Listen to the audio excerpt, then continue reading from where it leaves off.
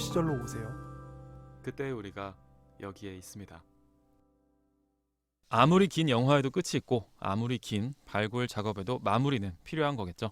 오늘 저희는 피터 잭슨 감독의 대서사시 반지의 제왕 3부작을 발굴하는 마지막 에피소드를 녹음하고 있습니다. 사실 저희가 영화 발굴할 때마다 되게 자주 있었던 상황이 영화 러닝타임보다 저희 방송 시간이 더 긴 상황이었거든요. 근데 이 영화는 걱정이 없어. 이번에는 저희가 지금 무려 3시간째 녹음하고 있는데도 영화 러닝타임의 3분의 1 정도밖에 안 돼요. 이게 굉장히 대단하다는 생각을 새삼 해보는데 이렇게 반지의 제왕 발굴도 오늘 막바지를 향해 가고 있습니다. 오늘은 저희들 각자가 스스로 느끼는 이 관점을 좀 공유하는 시간으로 마련을 해볼까 해요. 네. 제일 먼저 궁금한 게 이 영화에 나오는 수많은 인물들 중에서 각자가 가장 좀 가깝게 느껴지는 캐릭터가 있다면 한번 사실 저희가 비슷하게는 나눠본 이야기를 얘기긴 많이 한데, 한데 역시 우리 박 선생님은 골룸 얘기를 하실 것 같고 제가 비슷한 사람 그러니까 스스로 느끼기에 깜짝 놀랐네. 가장 친숙하게 아니요. 느끼는 피해식 공격 나왔어요. 한번 다시 한번 들어볼게요. 이게 예. 가장 매력적이라든지 네네네. 좀 친숙한 캐릭터 누구라고 생각하시는지. 저는 사실 한 30대까지는 아마 여기서 네. 그때 발굴하신 것 같은데 슬램덩크. 네네네. 네, 슬램덩크 속의 한 강백호처럼 살고 싶었고요. 이제 네네. 네, 40대부터는 간달프처럼 살고 싶었어요. 간달프. 그래서, 닮고 싶은 캐릭터를 물으신다면 네.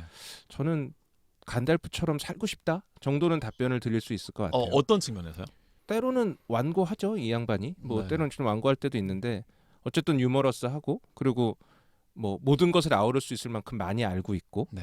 그래서 이렇게 후배들이나 뭐 이렇게 저보다 좀 뒤에 오는 친구들을 같이 이렇게 끌고 갈 수 있는 네. 그런 이렇게 넓은 인품. 네. 뭐 적당히 그런 것들. 적당히 눈 감아주기도 하고 예.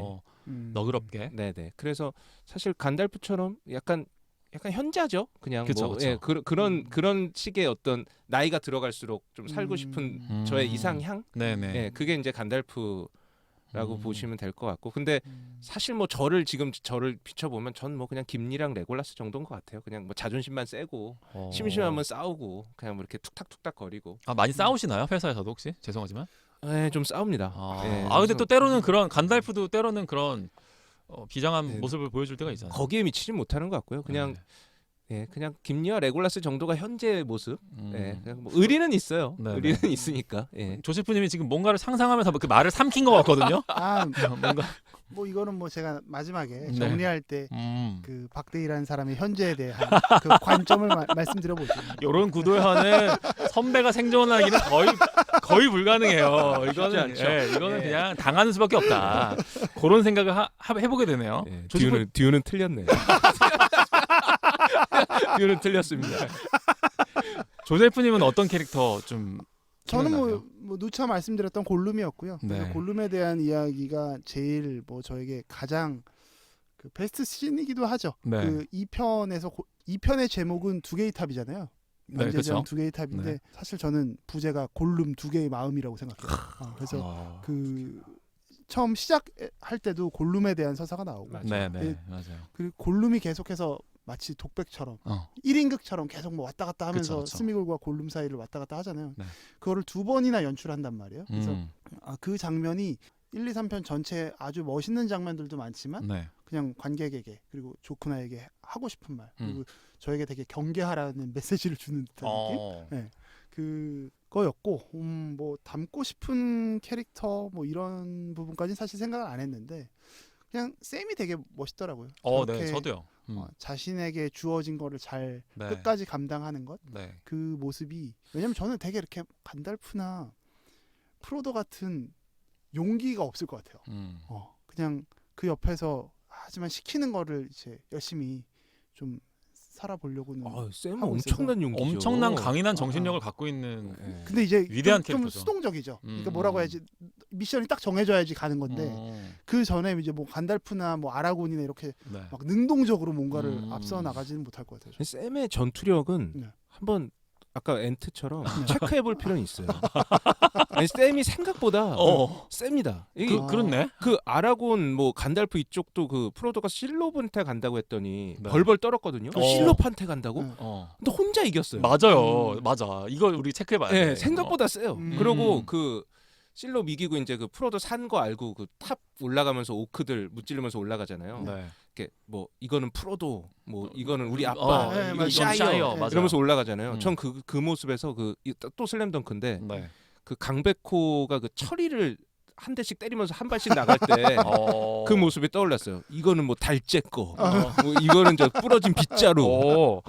우리 박대현 선생님 슬램덩크 상당히 매니아시죠. 상당히 좋아합니다. 이것도 상당히 좋아합니다. 그 슬램덩크 이야기를 또 언젠가 한번 해볼 수 있으면 좋겠다. 뭐 그 에피소드 2가 나오면 제가 그때 꼭 한번 참여해서 같이 얘기를 해보고 네. 싶네요. 네. 쌤이 보여줬던 그 힘이 저는 그 아까 사명이라고 제가 네. 지난 에피소드쯤에 네, 네. 말씀을 드렸는데 사실 그게 그 사명의 근원의 힘은 전 사랑이라고 생각해요. 그러니까 결국은 가족이라고 생각하는 거고 네. 내가 지켜야 하는 사람들에 대한 정확한 구분 그게 이제 쌤이 갖고 있었던 것 같아요. 그 측면에서 호빗을 분석하면 이 전체 이 엄청난 스토리에서 뭐 인류의 구원, 네. 뭐 세계 평화, 이 거대 담론에서 벗어나 있는 유일한 4명이에요. 그렇죠. 이 거대 담론 상관없어 이들은. 이들은 음. 그냥 오직 프로도를 위함이야.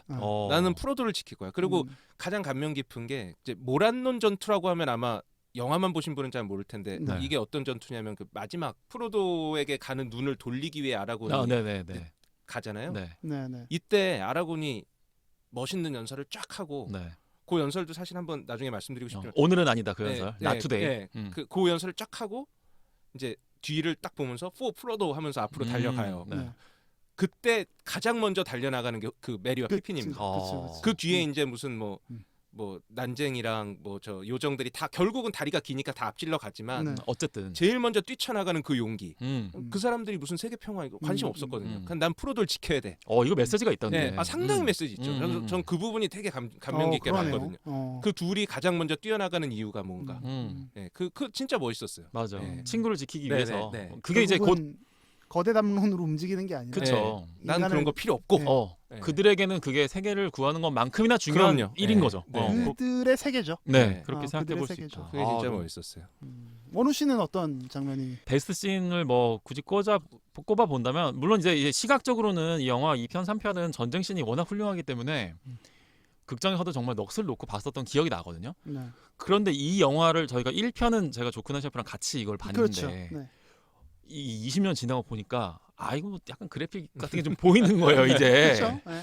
어쩔 수 없지. 이 기술이라는 게 정말 그렇더라고요. 제가 이제 그 당시 영화 극장에서 봤을 때는 그 레골라스가 그 맘모스 이렇게 한 마리 잡는 그런 장면 사실 명장면이죠. 그 당시에도 엄청나게 많이 이제 맞아요. 거론됐었던 명장면인데 뭐 그런 장면들은 이번에 다시 봐도 좋았는데 역시 이번에 저는 다시 보면서는 이게 잘해서 다시 보니까 그런 건지 몰라도 2차 세계대전에 대한 여러 가지 그 겹치는 장면들 특히나 그 이제 그리마 웜통이 이렇게 뭐 에오메르랑 갈등을 빚는 장면에서 아까 십상 씨 말씀도 하셨는데 에오메르는 되게 싸우려고 하는데 그런 에오메르를 되게 전쟁광으로 그렇죠. 몰아붙이잖아요. 네, 네. 이런 것들이 되게 세계대전 당시에도 이런 것들이 얼마나 많았을까. 맞서 싸우려고 하는 사람들을 오히려 전쟁에 미쳐가지고 전쟁이 얼마나 무서운 건데 저걸 그렇게 하려고 한다라고 몰아붙이는 그런 사람들의 모습을 톨킨이 좀 겹치고 있는 그런 장면인 것 같아서 그런 역사 속의 이야기들이 겹치는 장면들이 오히려 이번에 다시 보면서는 좀 많이 겹쳤던 것 같아요. 그래서 그런 것들이 좀 기억이 남는다 하는 생각이 들어요.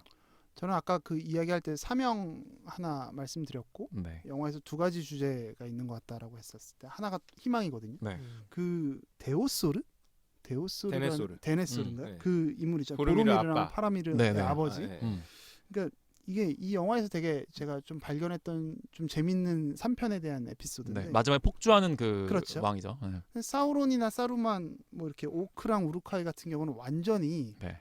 피아가 분명하게 딱 나뉘잖아요. 네, 뭐야, 네. 쟤는 악인이야. 네, 쟤는 맞아요. 우리의 대척점에 있는데 이 데오네르? 데네소르. 데네소르인가요? 네. 이 사람은 보여주는 게 되게 염세적이고 비관적이에요. 그러니까 막 우리 편인 것 같은데 네. 자꾸 희망을 갉아먹는 네. 얘기를 하고 그렇죠. 결국 이 사람이 힘 빠지게 하고. 자기 욕망이 분명한데 네. 그거를 막 이상하게 이야기하는 형태거든요. 그래서 이제 신중하다라는 미명하에 네. 우리가 우리 안에서 되게 이 염세적인 이야기를 하는 부분들은 나에겐 없었나라는 생각을 전 좀 하게 되더라고요. 그치. 이게 내가 조심한다라는 측면에서 네. 때때로 이게 비관이나 염세보다는 결국은 희망의 길로 가야 한다라는 영화 네네. 얘기를 이 영화가 하고 있지 않나? 그 사명이랑 희망. 그래서 음. 그 두 가지가 저는 되게 3편에서 마지막 영화 보면서는 이 영화가 굉장히 건전한 메시지를 던지는구나라는 맞아요. 생각을. 맞아. 메시지가 네, 매우 네. 건전하고 복잡한 구조를 하고 있지만 결국에는 그런 명료하고 깔끔하고 건전한 메시지를 전달하고 있다는 게 저는 이 작품의 힘인 것 같다는 생각도 들어요. 지금 말씀하신 거에 전 상당히 그리고 공감을 인류가 되게 많이 계속해서 뭐 인류가 지속되는 한 네. 아마 이거에 대한 갈증은 있지 음. 않을까. 이 가치에 대한 갈증은. 왜냐하면 그런 염세적이고 비관적인 얘기들이 사실 굉장히 설득력이 있거든요. 그쵸. 그냥 그 상황에서는. 그리고 훨씬 쉬워요. 쉽죠. 이야기하기가. 쉽죠. 예. 맞아. 그래서 일종의 그것도 유혹인데 그렇죠. 그런 거에 빠지는 게 아닌가라는 생각도 해보게 되더라고요.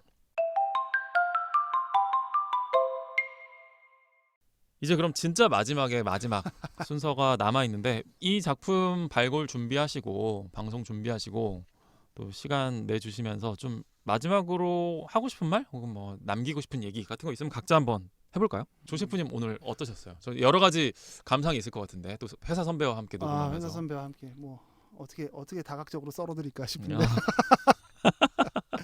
사실 이제 그 박 선배는 네. 제가 회사에서 이렇게 여러 부침도 저는 있었거든요. 근데 네네네. 왔을 때 회사 생활을 저도 이제 이 회사를 한 10년 다녔더라고요. 그러니까 꽤 오래 다닌 거죠. 네. 근데 10년 다니면서 제가 기존에 다른 쪽에서 일을 할 때 한 네. 명씩 이제 일을 배워보고 싶은 사람, 좀 의지하게 되는 선배들이 있었어요.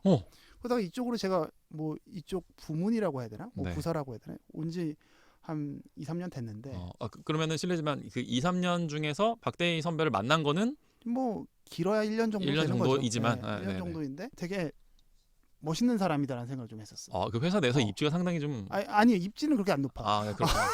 네. 죄송합니다. 입지 별로 안 높아. 괜히 사람을 들었다 놨네요. 그냥 나 같은 사람만 좋아하는 건데. 얹었네요. 네. 되게 이 형님이 자주 이야기하는 단어가 직업 윤리거든요. 직업 윤리요? 오. 직업 윤리에 대한 이야기를 되게 하는데 그게 이제 결이 나랑 맞는 거지. 그치. 좋구나로 치면은 예의라든지 이제 뭐 이런 거잖아요. 그죠? 아니 그 직업 윤리를 강조해야 된다고 난 생각하는 거예요. 적어도 직장에서는. 직장에서. 근데 그거를 아무도 그런 말 잘 안 얘기하지 하지. 요새는 그냥 소확행 이런 얘기나 하잖아. 근데 그 직업 윤리를 이야기할 때 있어서 본인이 되게 잘 처신하더라고요. 그게 아주 진지하게. 네. 저 같은 사람은 지켜야 합니다. 막 이런 개소리 하듯이 하잖아요. 되게 진지하게 하는데 선비처럼. 네. 그래서 그 모습을 잘 보여주고 있는 선배다 해서 제 개인적으로는 제가 되게 좋아하고 네.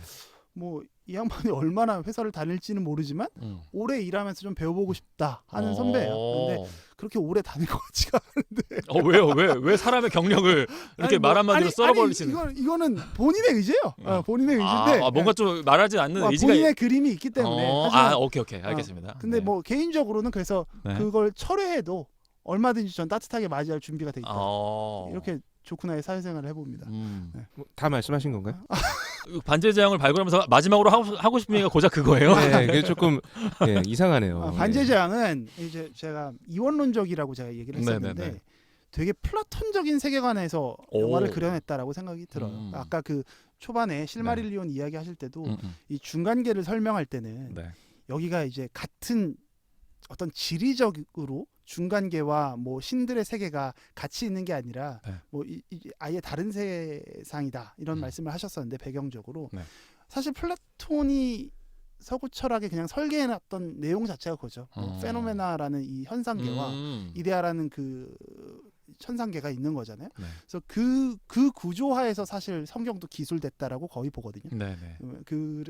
그래서 그 세계관이 여기서도 이어지다 보니까 제가 사실 뭐 사우론의 어떤 영적인 사우론의 얼굴이 사라진 부분을 어떻게 느끼냐 뭐 이런 질문들을 했었는데 서구에 있는 사람들한테는 이 세계관이 워낙 오랫동안 당연하게 이어져 왔던 것 같아요. 그래서 그들에게는 이제 영이랑 육의 세계가 분리되어 있는 게 되게 친숙한 개념인 것 같아요. 근데 이제 동양에 있는 우리들은 그게 좀 어렵죠. 왜냐하면 영과 육이 딱 분리돼서 뭔가를 생각하는 것 자체가 기본적인 문화권 자체가 좀 다르지 않나. 그래서 그 반지의 제왕이 우리나라 사람들이나 이제 동양에서 인식하기에는 다소 좀 진입장벽이 있는 작품이다. 이 판타지가. 가치관 자체가 토대가 좀 다르다. 그래서 판타지가 더더욱 허구 문화권에서 이렇게 뭔가 계속 이끌어가는 것 같아요. 그들이 바라보는 세계관이 좀 분리돼 있다 보니까 그런 뭐 이렇게 생각을 하면서 좀 영화를 봤고 이 세 편 다 보면서 드는 생각은 제가 책을 한두 번 읽어봤거든요. 네네. 한 3권까지 읽다가 이제 전체가 몇 권이죠? 총 반지의 제왕은 6권. 네네. 뭐 6권으로 나오는 것도 있고 3권으로 나오는 것도 있는데 그 6권 판본에 3권 정도까지 한 3권 정도 읽다가 그냥 영화에 집중하죠. 왜냐면 한 5개월 정도 빌렸었어요. 근데 좀처럼 진도가 안 나가는 거예요. 그래서 얼마나 힘드셨겠어 얼마나. 이 영화를 보면서 다시 한번 뭐 나중에 뭐 한번 도전해볼 가치는 있겠다. 그리고 네. 실마릴리오는 좀 더 재밌겠다.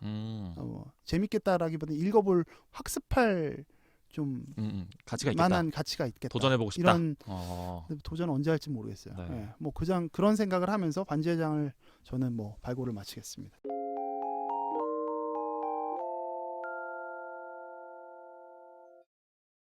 우리 박대희님 선배님 얘기도 한번 들어볼까요? 오늘 녹음 네, 어떠셨는지. 지금 되게 2시간 반 정도를 떠들었는데. 저희와 함께 정말 맹렬한 기세로. 근데 지금 실시간으로 되게 표정이 좀 편안하게 이렇게 예. 변해가는 것 같아서 많이 좋아졌습니다. 상당히 많이 좀- 좋아졌고 제 생각을 얘기하는 부분부터는 조금 편안했던 것 같아요. 네. 처음에 이제 그쵸. 뭔가 좀 확실한 거를 전달하는 상황에서는 맞아요. 그거는 제가 좀 부담을 느꼈던 것 같고 이제 정보에 대한 전달. 예, 정보 전달은 좀 그랬던 것 같고요. 그리고 우리 조쿠나님이 말씀하신 제 개인적인 부분들에 대한 얘기는 뭐 노코멘트 하겠습니다.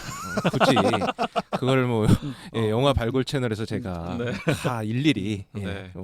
대응할 필요는 없을 것 같고. 약간 뭐 일고의 가치도 없다 약간 이런 뭐 그런 건 아니지만 그런 네. 얘기들은 네. 다른 이제 사석에서 하기로 하고 네. 뭐 제 개인적으로는 참 좋았던 시간 같아요. 이게 네. 제가 참 좋아하는 작품이고 이렇게 이거에 관련해서 누군가와 2시간, 3시간을 얘기한다는 기회 자체가 제가 살면서 없었죠. 사실 뭐 누군가한테 반지의 제왕 얘기를 하자고 꺼내봤자 네. 뭐 길어야 뭐 1, 2분이지 뭐 이걸 그렇죠. 이렇게 계속 맞아요. 얘기할 수가 없잖아요. 네. 그래서 그거 자체만으로도 저한테는 되게 좀 행복했던 그런 네. 시간이었다고 보고요. 사실 제가 준비한 것 중에 오늘 말씀 못 드린 게 네. 이제 어떻게 보면 이 반지의 제왕의 상당히 중요한 주제 중에 하나가 호빗의 대사에서 나와요. 네. 영화 호빗에서 네. 간달프의 대사에서 나오는데 어. 저는 뭐 이제 그걸로 오늘 좀 제 이야기는 좀 마무리를 지려고 하는데 뭐 상황은 그렇죠. 뭐 이제 갈라드리엘과 간달프가 어떤 이제 위기에 처해서 그 얘기를 해요. 갈라드리엘이 묻죠. 왜 이 위험한 여행에 하필이면 빌보 베긴스를 데리고 가느냐. 뭐 많지 않느냐. 요정도 있고 그렇지. 난장이도 있는데 왜 빌보 베긴스냐. 여기에 간달프가 이렇게 답을 합니다. 사루만은 위대한 힘만이 악을 가둘 수 있다고 생각하지만 네. 나는 그렇지 않다. 평범한 사람의 소소한 일상, 선행, 사랑 이런 것들이 세상을 구하기도 한다. 이게 너무 멋있다. 왜 빌보 베긴스냐고? 내가 두려울 때 그가 내게 용기를 준다. 저는 이게 이 반지의 제왕 세계관을 전체를 전체를 관통하는 네네. 아주 매우 중요한 메시지라고 너무나 보고요. 감동적입니다. 네. 이 부분을 꼭 한번 말씀을 드리고 싶었어요. 너무 멋지네요. 예. 이런 멋진 또 대사가 그 호빗이라고 하는 일종의 네. 프리퀄이죠. 이 네, 작품이. 네, 네. 이 작품 한번 봐야겠다는 생각이 들 정도로 아주 임팩트가 넘치는 대사네요.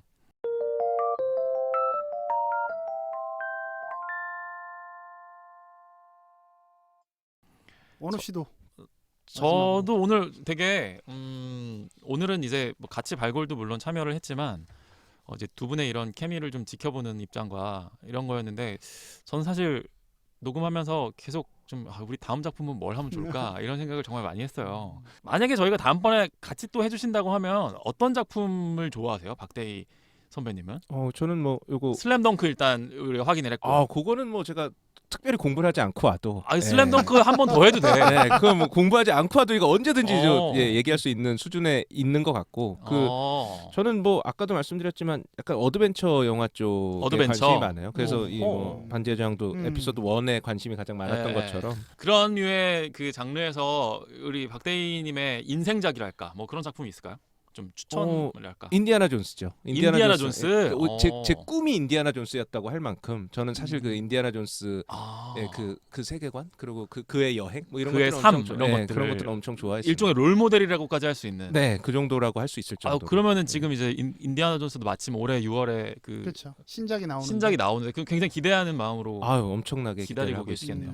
그러면은 극장에서 이렇게 보시고. 그럼요. 그럼 뭐 아, 수차례 볼 수도 있습니다. 그거를 저한테 있어서의 레드 같은 그런 거잖아요. 그러면은 그거를 또 언젠가 또 기회가 된다면 이게 그 인디애나 존스가 일반적으로 그냥 오락 영화처럼 느껴지잖아요. 네네네. 근데 인디애나 존스가 뭐가 그렇게 매력? 그러게 어떤 매력이 있기에. 제가 생각하는 인디아나 존스의 매력은 뭐 전부 뭐 전편이 그랬던 건 아니지만 영화가 그려내는 그 환상 속의 세계들이 있잖아요. 그 네. 반지의 제왕도 그렇고. 네.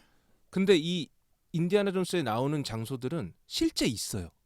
그러니까 이게 그냥 단순히 그들이 얘기를 꾸며내기 위해 만든 장소가 아니라 실제 우리 역사 속에 존재하고 지구 어딘가에 가면 있는 네. 실물이 있는. 네. 네. 그러니까 제가 페트라를 처음 보고 네.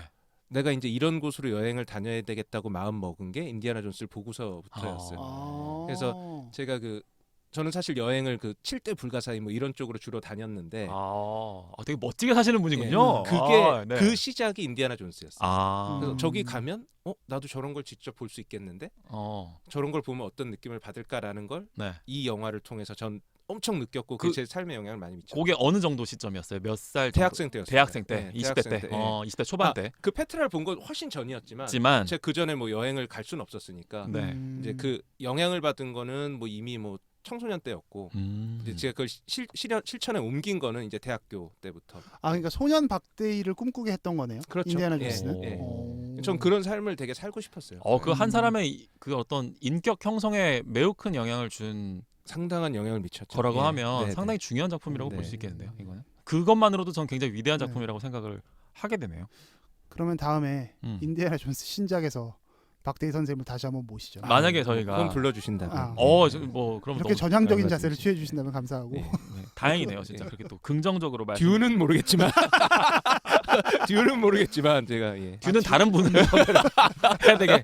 다른 왜냐면- 덕후를 물색하죠. 왜냐면 이거 지금 슬램덩크랑 인디아나 존스만으로 충분해요, 네, 진짜. 맞아요. 전 그렇게 생각을 해봅니다. 반지의제왕 3편도 각자 여정을 떠나면서 마무리가 되잖아요. 오늘 이렇게 함께 발골 원정을 떠났던 저희 셋도 조만간 다시 뭉칠 날이 있을 거라고 기대를 해보면서 새 남자의 영화 발골 채널 호우 시절 이 정도로 마무리할까요, 조시프님?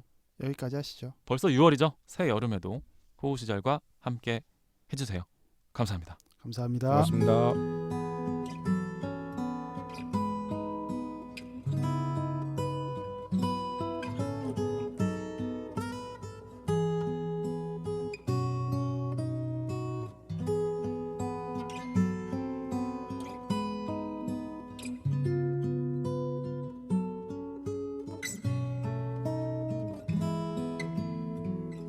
우리의 호우 시절.